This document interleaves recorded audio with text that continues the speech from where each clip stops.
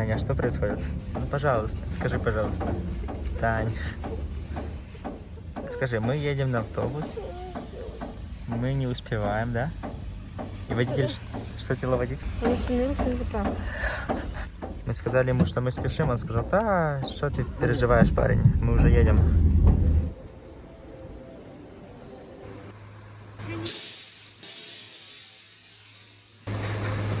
Все хорошо, все хорошо.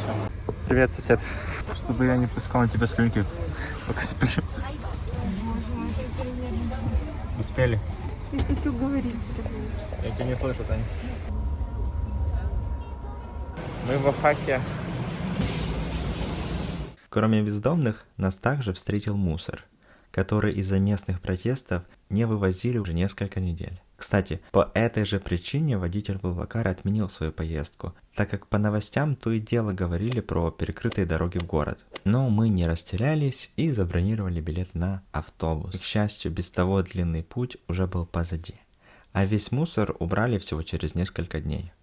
Так что я предлагаю быстренько забыть все это и создать новое первое впечатление. То, на которое Оахака и правда заслуживает.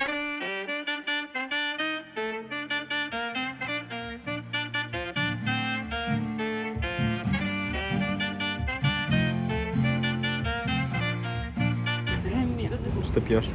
Я пью, как будто бы кто-то съел суп, а потом я его съела еще раз. Как рассол.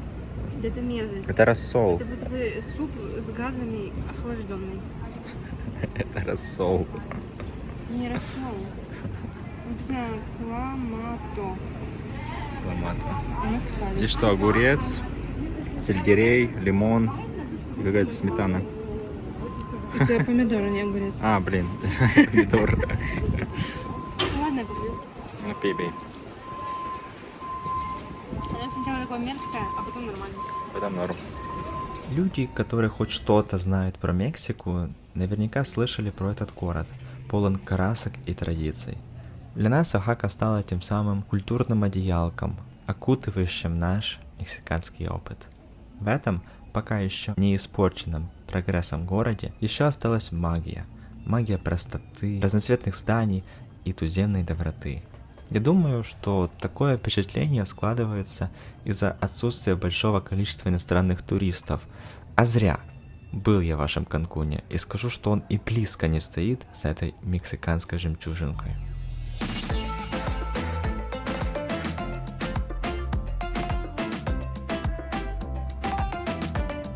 Оахака с виду небольшой город, здесь живет вроде 600 тысяч людей, здесь даже нету небоскребов, что удивляет, потому что в Мексике очень много небоскребов и даже не видно солнца. Оахака — это один из тех городов, где не нужно идти в какое-то конкретное место или бронировать какой-то особенно дорогой тур, чтобы почувствовать город.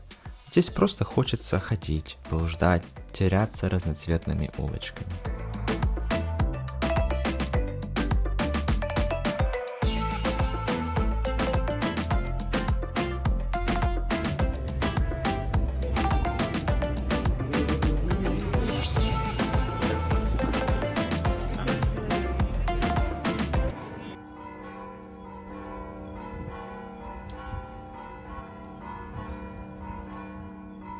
К сожалению, в этот музей у нас не получилось зайти, потому что он сейчас закрыт из-за пандемии.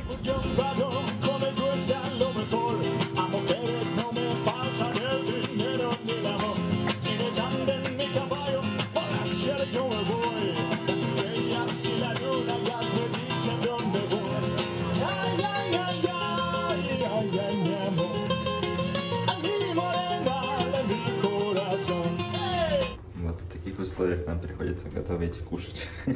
Но немножко неудобно. Ножика, вилки и ничего другого у нас тоже нет. Это еще те приборы, которые мы купили в Коста-Рике, когда у нас не было кухни, и жизнь нас научила, что всегда классно с собой иметь нож. Хоть и пластиковый, но нож. Да, спросите, почему же оно в таком вот месте? Из-за того, что вообще в этой комнате всего 3 розетки. Это единственное безопасное место, чтобы ничего не загорелось вообще. Но зато у нас красивый вид из окна. Никакой город в Мексике не может не похвастаться археологической зоной в своем арсенале. Для этого нам уже желательно воспользоваться услугами турагентства, так как общественный транспорт не ходит в такие классные места. Таня, сколько стоит билет? 80 песо. А почему здесь нарисован Теотлакан?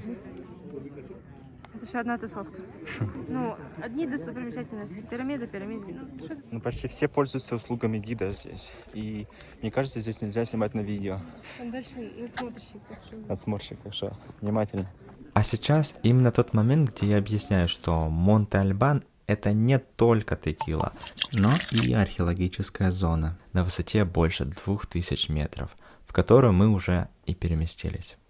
Эта достопримечательность находится достаточно высоко в горах, но расположение очень удобное, я думаю. Я бы не хотел захватывать такие территории, которые находятся высоко в горах. Очень сложно завоевать такие территории. Вау. Этот человек берет пирамиды. Ну что, мы пришли сюда смотреть на пирамиду. Она в неухоженном виде. Непорядок. Стоило хотя бы узнать, какая здесь цивилизация была. Так нельзя потыть. Что такое Монте-Альбан? Это самое важное и крупнейшее известное поселение запотекской цивилизации. Да, цивилизаций на самом деле было очень много. Этот город возник около 500 года до нашей эры. Численность населения составляла как минимум 20 тысяч жителей.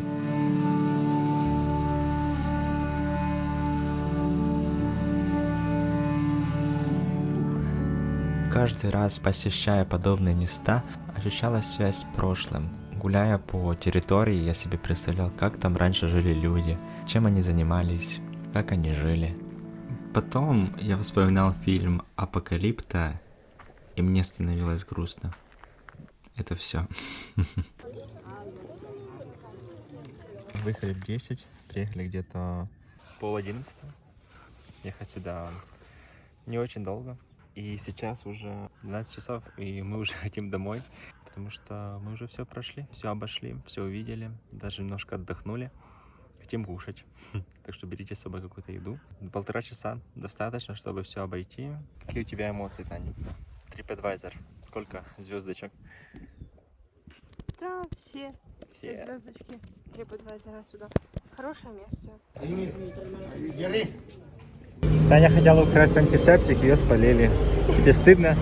Я испугалась. Покажи, как тебе стыдно. Не стыдно. Еще 2 местные сладости, которые мы купили.